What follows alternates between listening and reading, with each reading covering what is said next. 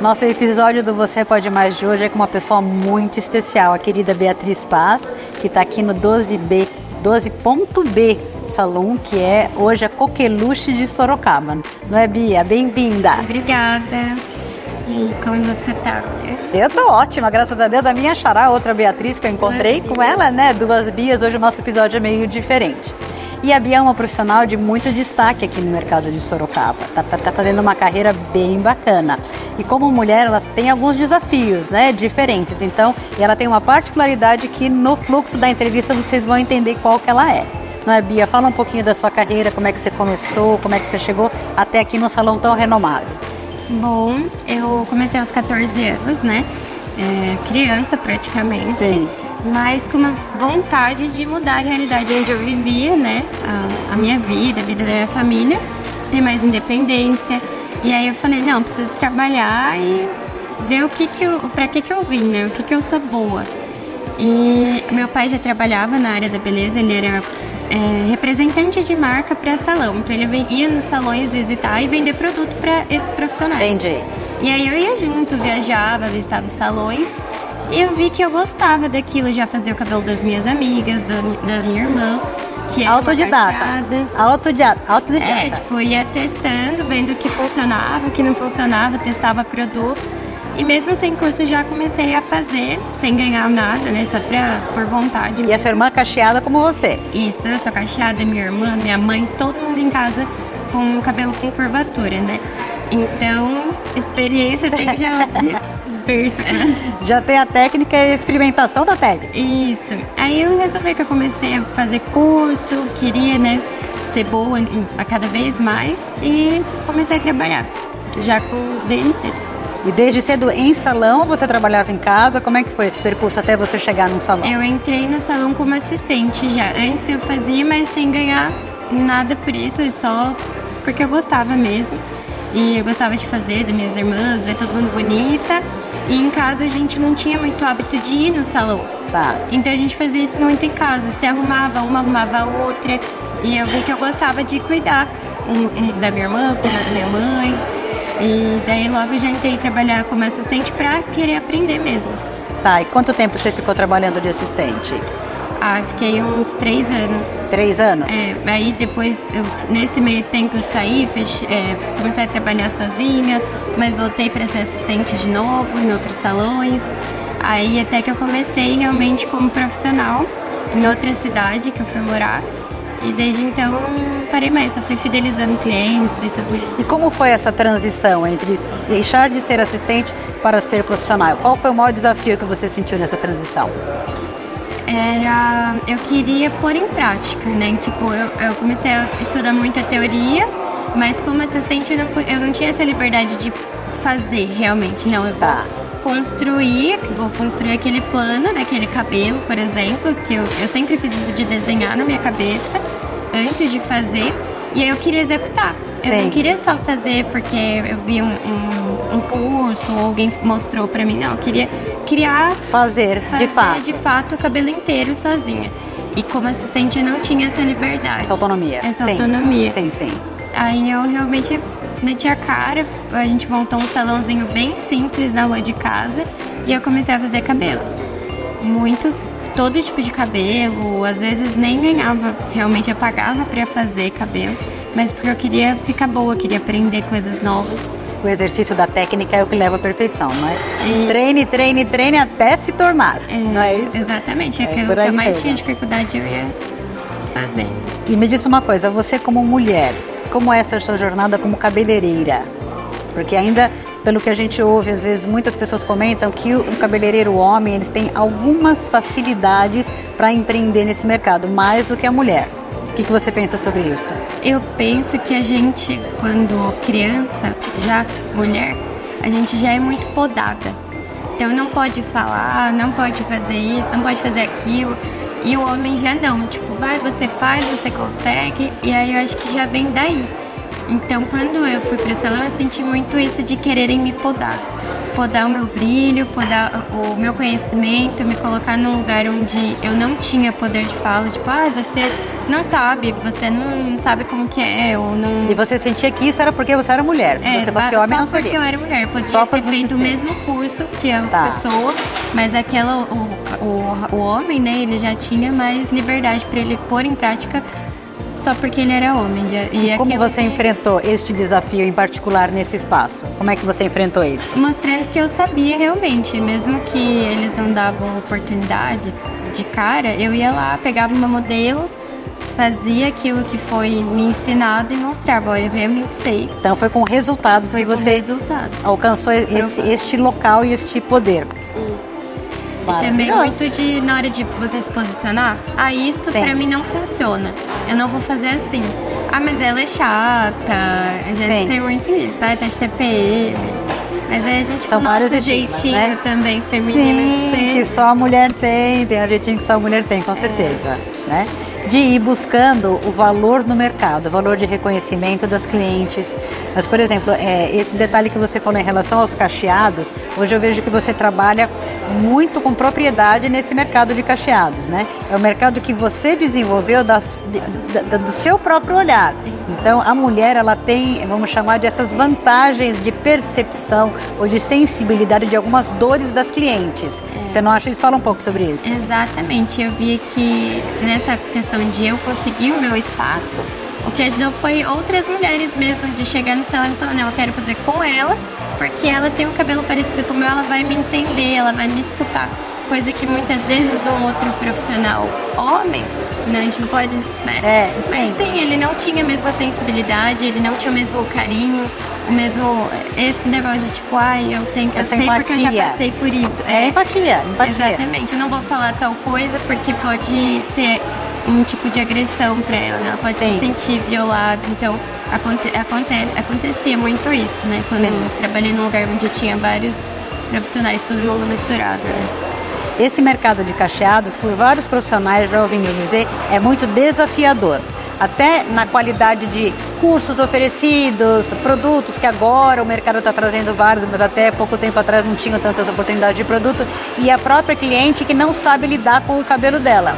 Então, até um tempo atrás, todo mundo queria alisar, que era mais fácil de cuidar, era, entre aspas, padrão de beleza, mulher do cabelo liso, né? Então, neste momento, está um mercado muito ativo, tanto em produtos, acredito que enquanto em serviços. E como é que você atua nesse mercado? Eu vi que as cacheadas, elas não tinham o hábito de ir no salão. Quem é lisa vai toda semana fazer pelo menos uma escova. Poxa, mas cadê as mulheres igual a mim? Cadê os cabelos cacheados, cabelos naturais? Faz todo mundo em casa, mas e a experiência de ser cuidada? De ser ensinada, que é muito gostoso, todo mundo quer. Essencial, eu diria. Essencial para o nosso bem-estar, né? A autoestima, tudo.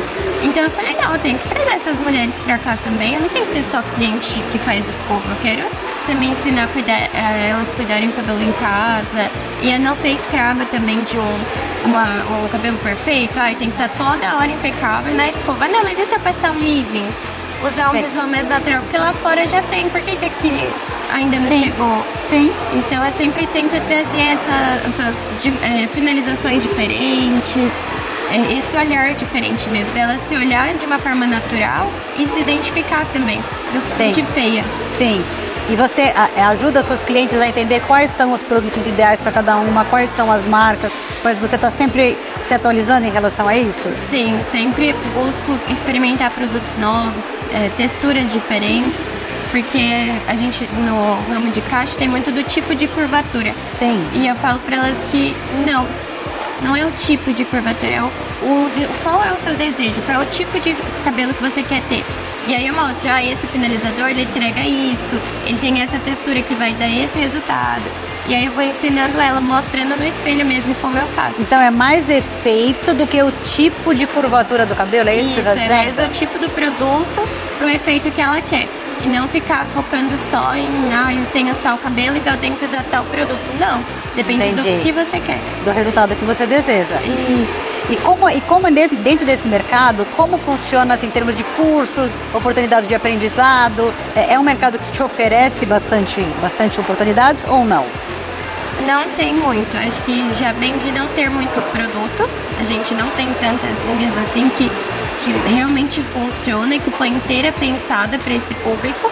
Então, querendo ou não, o curso é a mesma coisa. Tipo, você sempre vê os mesmos tipos de cabelo, aquela modelo perfeita do cabelo perfeito, sem um frizz, nada. Tem um frizz, exatamente. E aí você fica, tá, mas isso não vai funcionar para minha cliente, porque ela tem uma textura, eu preciso ter mais contraste, né? Um desenho diferente para essas mechas. Às vezes o curso só tem o mesmo tipo de cabelo lá, sempre está na frente coisas diferentes. Sim. Então falta, assim, muitos cursos e especializações diferentes. E eu tô aqui pensando na cliente, porque dor de cliente, inclusive eu que sou cliente, eu também sempre tem. O cabelo liso, ele arrepia muito, a gente vai ficando velho, tem muito branco, e aí vem a menopausa e o hormônio, e tudo interfere, né? Então, desafios de se aceitar com aquele tipo de cabelo, de ser uma cliente feliz, tanto em casa quanto no salão, porque no salão a gente tá sempre feliz, né? Eu costumo dizer que o duro é o dia seguinte de manhã, a hora que você lava, né? Então, o que eu faço com este cabelo, né? Então, nesse universo de cuidado e de bem-estar do cliente, né?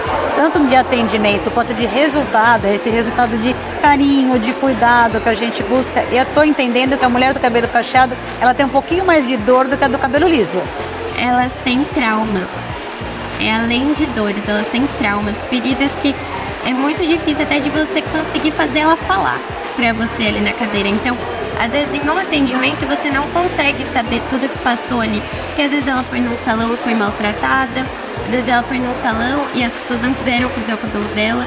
Às vezes por falta de técnica, ainda bem que não estragaram o cabelo dela, né? Sim. Mas às vezes já aconteceu de alisarem o cabelo sem a permissão do cliente. Muitas clientes. Parece surreal você ouvir falar uma coisa dessa, né? Então é uma falta de respeito mesmo, de você entender que aquela pessoa, e sensibilidade, porque ela passou por muita coisa, então ela sabe falar o que ela gosta. Que a gente como profissional, acho que a gente é autoridade, a gente tem que impor, e não, aí isso vai ficar bom? Não. Eu pergunto pra minha cliente como você gosta de finalizar o seu cabelo, como que você faz o seu dia a dia, e aí aqui eu tento ver o que eu posso facilitar pra ela, ajudar ela no dia a dia, não impor ou falar, isso vai ficar bom. Não, eu tenho que analisar quem é ela, quem tá por trás desse cabelo, e não só o visual, né? Mas porque o que é bom pra você não necessariamente é bom pra mim. Exatamente. Né? Então, essa coisa do relacionamento mais aproximado, de um contato mais profundo, é essencial pra mulher de cabelo cacheado, né? Tá ficando bem claro pra mim isso. E outra coisa que eu quero falar com você, vejo que você fala bastante em estudar, em buscar, em estudar, em buscar. Isso para nós da Eu Amor é essencial, né? A nossa forma de pensar e de trabalhar o profissional da beleza é que a gente chama de 360 graus, porque a gente entende que são muitas competências, né? Não são só as técnicas maravilhoso é o seu trabalho e a sua ferramenta. Mas, por exemplo, você está falando de uma competência para lidar com esse tipo de cliente, que é uma competência muito ligada na inteligência emocional. Como é que eu vou buscar o seu bem-estar dentro da sua dor? Como é que eu vou buscar você com seus traumas, né? Trabalhar a aceitação, um novo desafio, às vezes a transição do cabelo liso para voltar novamente ao cacheado, que a gente está acompanhando muito. Então, são competências que vão muito além das técnicas, né? A gente costuma dizer que o profissional é meio psicólogo da cliente, porque é mesmo. É mesmo, eu também falo por causa dos meus profissionais. Mas em termos de outros tipos de competência e desenvolvimento que o profissional da beleza tem que ter, o que você assinalaria como importante? Eu acho importante ele fazer esse tipo de aprendizado. Ou isso, o que você acha, Nilda? Eu acho importantíssimo isso sobre inteligência emocional, tanto para você saber lidar com as emoções do cliente, quanto as suas também. Porque a gente recebe diariamente uma carga emocional muito grande, né? Dores e traumas e reclamações e o dia a dia delas. Como que eu vou lidar com o meu e ainda vou lidar com o do outro, né? Então eu tenho que estar muito bem aqui, pronta para atender meu cliente, para eu poder escutar ela e não misturar tudo. Sim. Então é bem difícil, é uma coisa que a gente tem que estudar mesmo. Ao longo, né, dos anos você vai desenvolvendo. Mas tem que buscar ajuda profissional, tem que buscar curso. E eu acho que a parte da carreira mesmo, da parte financeira, também a gente que é profissional da área da beleza, esquece que cada um, né, mesmo que você trabalhe no salão, você é uma empresa. Você precisa saber gerenciar seu tempo, suas finanças, tudo isso. Como eu costumo dizer, o profissional da beleza, ele precisa desenvolver uma visão mais empreendedora e mais empresarial. Com certeza. Né? E como a gente sempre costuma falar, um dono de uma empresa, ele muitas vezes ele é também parte do processo, né? Então vamos chamar que ele é mão de obra, entre aspas, da empresa dele, mas ele também é o cara que tem que ter a visão do negócio. Então, possibilidade de oportunidades de negócio, visão de gestão de carreira, aonde eu quero chegar, eu estou indo para algum lugar, né? Eu tenho um caminho definido, eu tenho metas a cumprir, como qualquer empresa. Então, eu tenho uma gestão financeira, uma gestão administrativa, uma gestão de futuro, planejamento de futuro, né? Onde é que eu quero estar daqui 5 anos, isso é claro para mim. Se eu saísse daqui hoje, em que ponto da carreira eu estou. Todas as questões que qualquer empresa tem departamentos voltados a isso. E muitas vezes o profissional da beleza não tem essa visão tão, que a gente chama de sistêmica e 360, essencial. Eu costumo dizer, é um mercado tão grande, tão farto e tão cheio de oportunidades, que tem oportunidade para você se tornar um profissional. Então, chegar ao sucesso não é tão difícil quanto se manter nele durante muito tempo. Então, a carreira de consistência, né? E essa consistência só se dá com o aprendizado, eu acho o ponto mais importante. O que você pensa sobre isso? Eu acho que a gente, principalmente a minha geração, é muito imediatista. E aí quer só o resultado. Tipo, eu quero ter carro X, eu quero ganhar tanto por mês.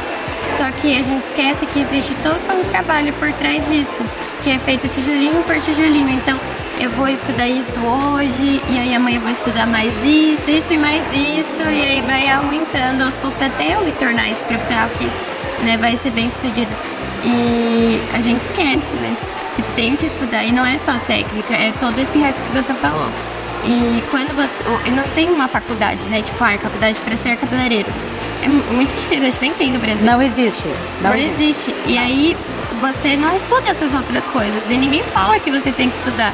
E aí vai passando os anos, passa 10 anos, 20 anos de carreira e você tá patinando no mesmo lugar.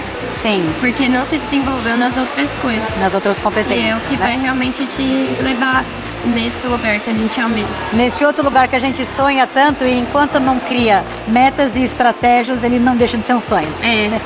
Né? A hora que a gente consegue pegar o sonho, olhar para ele, criar uma estrada e falar, bom, então agora daqui para frente, assim, qual é o primeiro passo, qual é o segundo passo, isso são metas. São metas com uma estratégia clara, criada. Sim, né? Intencional, né? Não, com certeza, super intencional. E muitas vezes a gente está só andando na estrada, troca de rua, muda de salão, muda de vou trabalhar aqui, vou trabalhar lá, e às vezes não tem nem um objetivo claro de aonde chegar, né? Aí que entra o nosso trabalho, aí que entra a Euromore, porque o nosso propósito é exatamente isso. Apresentar a estrada nos cursos profissionais, apresentar quais são essas ferramentas, porque são ferramentas, são tão técnicas quanto as técnicas de utilização de processos, né? Tem são técnicas que desiste. Técnicas de comunicação, técnicas de atendimento ao cliente, técnicas de criação de metas, são técnicas, né? Por isso que a gente tem esses treinamentos, por isso que a gente tem os eventos, né? Você vê os eventos com bastante importância, esses eventos onde a gente consegue levar vários profissionais de vários tipos de estudos diferentes. Qual que é a importância que você acha desses eventos no mercado? Eu acho muito importante, eu acho que o profissional muitas vezes até desiste da carreira, porque não vê, não tem resultado e não sai desse mesmo lugar, sempre estou ali tentando e não vejo resultado. Então, ter esses cursos vai mostrar para ele que, olha, você pode muito mais do que você está vivendo hoje. You are more. Nosso nome nasceu exatamente daí. E o nosso podcast chama Você Pode Mais, exatamente porque a nossa intenção é impulsionar isso, é mostrar que seja quem for, aliás, na profissão que você tiver, mas no mercado da beleza você tem sempre muito a construir, muito mais a vagar, muito mais para chegar perto do sonho que a gente cria, não é? É isso aí mesmo. Esse é o nosso sentimento, essa é a nossa essência daí, o amor, nosso desejo, né? Nosso maior desejo.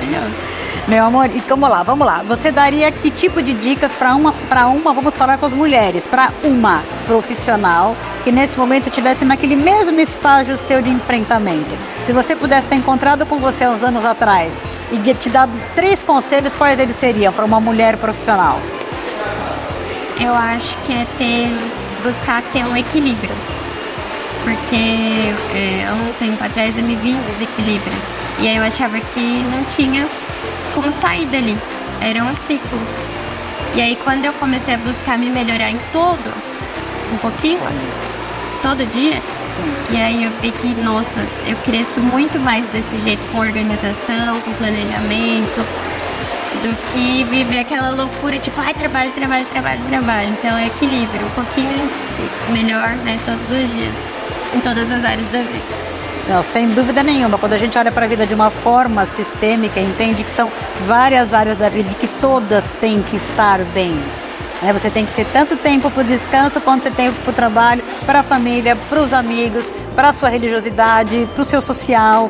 Tudo tem que caber na vida, não é só trabalho. Exatamente. Né? Então dá bastante orgulho de ver uma pessoa jovem como você já com essa visão sistêmica da vida, porque normalmente a gente demora mais tempo para tê-la, né? Querida, muito obrigada, foi um prazer enorme conversar com você, você é muito querida, tem um futuro enorme pela frente, brilhante, você já está num espaço lindo, nos espaços mais coqueluches do momento aqui na cidade de Sorocaba, que é uma cidade tão promissora, né? Então eu queria te agradecer de coração, ter estado com a gente, ter recebido a gente aqui no seu trabalho, dividido com a gente a sua experiência, que eu tenho certeza que vai mexer no coraçãozinho de muitos outros profissionais. Eu que agradeço, estou muito feliz de ter participado. Muito obrigada. E eu que agradeço. Beijo.